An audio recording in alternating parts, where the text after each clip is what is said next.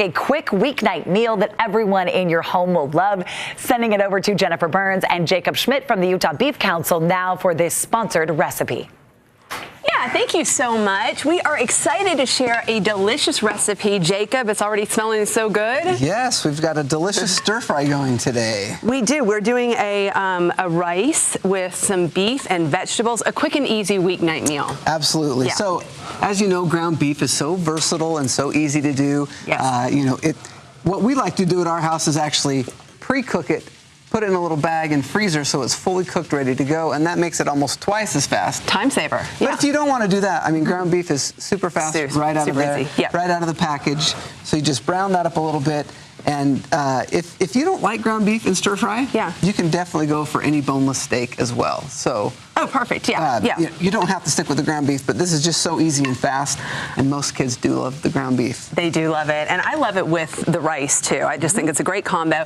So we got in there, Jacob, as you know, your recipe calls for just some peas, but I bought the frozen veggies that has more color, more veggies in there. Why not? It's the dietitian in you saying, let's get some more vegetables in there, right? I think it's the dietitian in you.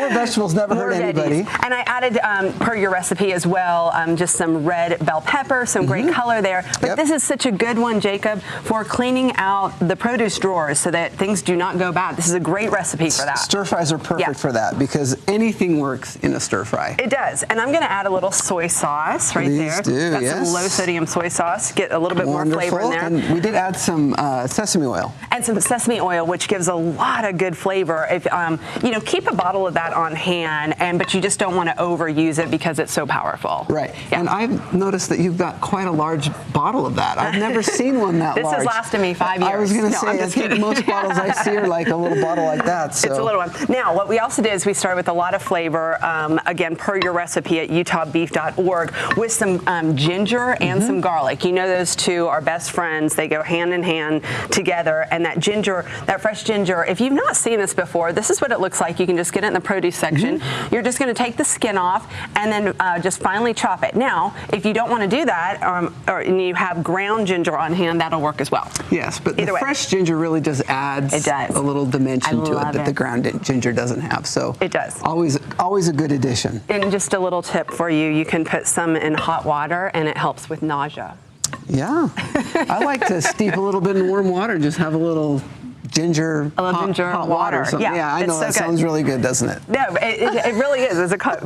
We're full of good tips here today. Right. Okay, I used a brown rice here, and Jacob, if you want to do the honors of putting right on top of there, you could do noodles on this too, but this is like a fried rice. The brown rice, more fiber and a little higher in protein. Yeah, a little bit. So if brown rice isn't your thing, I mean, as a dietitian, I'm not going to say you must. So. No, I like jasmine rice too. That's really good. A little bit more on there, perfect. And then we've got all that good flavor, like we said, the sesame oil, the low sodium soy sauce, the ginger, the garlic, delicious.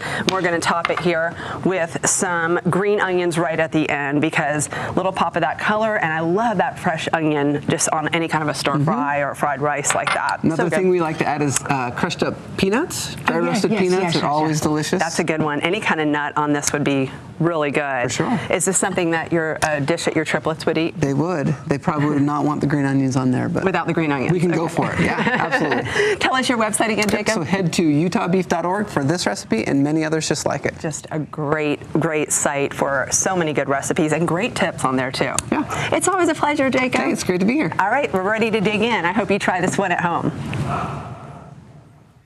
Nicely done, you two. And our thanks again to the Utah Beef Council for sponsoring that interview. That's so easy. I want to make that tonight.